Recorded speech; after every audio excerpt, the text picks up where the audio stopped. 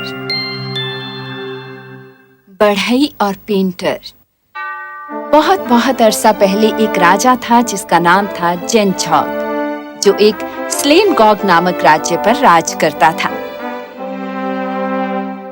उस शहर में एक बढ़ई और एक पेंटर था। दोनों ही अपनी कला में माहिर थे। न केवल इस राज्य में बल्कि आसपास के 20 राज्यों में भी उनका नाम था। पर दोनों एक दूसरे को बर्दाश्त नहीं कर पाते थे।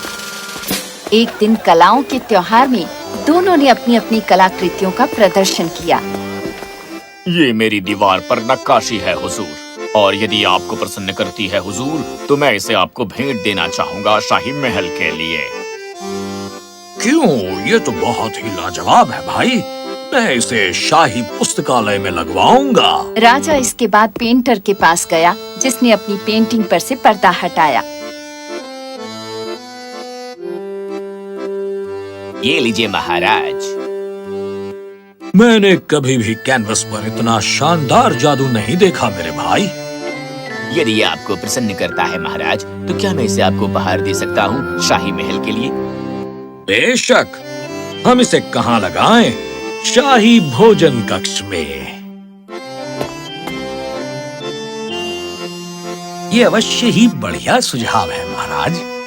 तो फिर ठीक है। तो क्या कृपया तुम इंतजाम करोगे कि ये दोनों ही महान कलाकृतियां लाई जाएं महल में लगाने के लिए? बेशक महाराज। मंत्री पहले गया बढ़ई का भित्त चित्र लेने के लिए।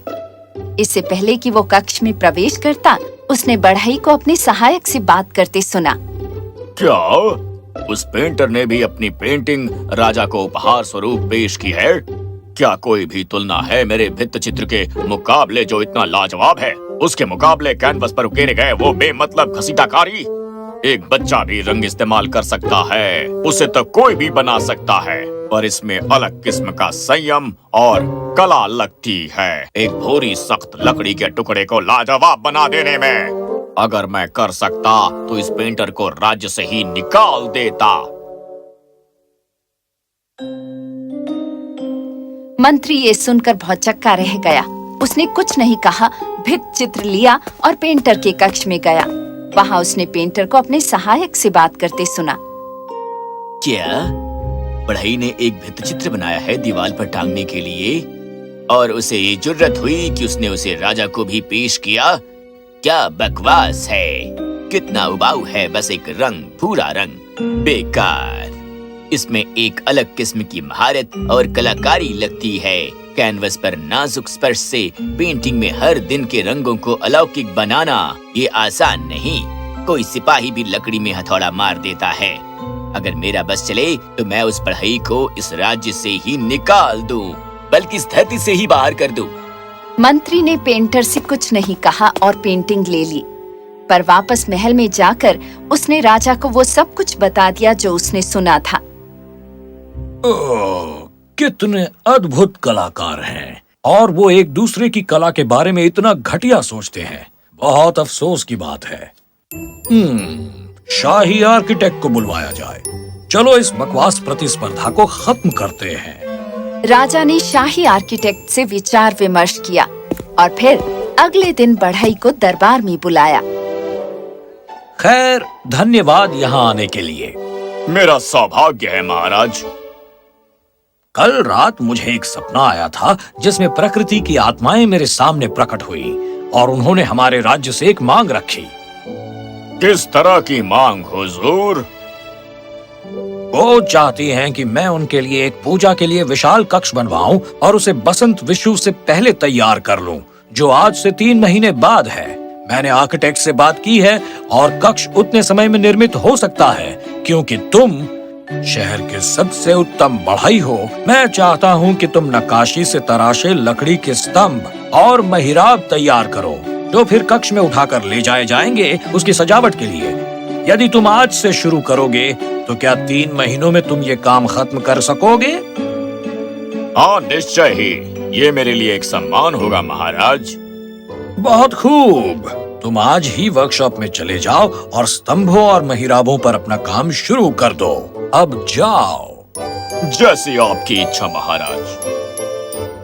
इसके बाद राजा ने पेंटर को बुलाया और उसे प्रकृति के पूजा कक्ष के बारे में बताया। मैं चाहता हूँ कि तुम दीवारों और मुख्य कक्ष की छत पर चित्रकारी करो। हाँ जरूर, ये मेरे लिए सम्मान होगा महाराज। बढ़ई ने अपनी वर्कशॉप में बहुत मेहनत की और पेंटर ने मुख्य कक्ष की दीवारों और छत पर बहुत मेहनत की। तय दिन पर राजा ने राज्य के सभी जाने माने लोगों को बुलाया। बढ़ई की सुंदर और लाजवाब स्तंभ महिराबें पहले उठाकर लाई गईं उस बाग में जो बड़े कक्ष के बाहर था और उन्हें प्रदर्शन के लिए रखा गया ताकि सब लोग देखकर सराहना कर सकें। आपको स्तंभ कैसे लगे?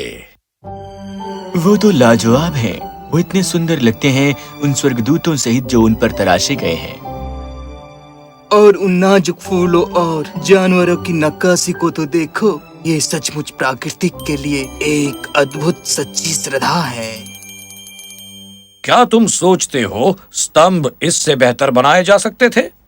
महाराज, वो तो बहुत उत्तम लग रहे हैं इसी रूप में जिसमें वो है। तो ठीक है, कृपया मेरे पीछे आइए उस बड़े कक्ष में। जब वो मुख्य हाल में पहुँचे तो महिलाएं और सम्मानित जन सम्मोहित हो गए उन सुंदर महान कलाकृतियों को देखकर जो कक्ष की दीवारों और छत की सजावट थे। तुम्हें ये पेंटिंग्स कैसी लगी? ये पेंटिंग्स दुनिया में सबसे सर्वोत्तम होंगी। इसका हर भाग स्वयं में एक मास्टरपीस है। प्रकृति के उन अलग अलग दृश्यों को देखो जो इन पेंटिंग्स में दर्शाए गए हैं। सचमुच ये पेंटिंग्स इस हॉल को प्रकृति का उत्सव बना देती है। तुम्हारे ख्याल से क्या ये इससे बेहतर बनाई जा सकती हैं?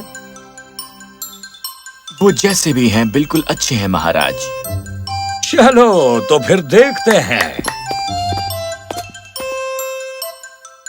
अब आप क्या सोचते हैं?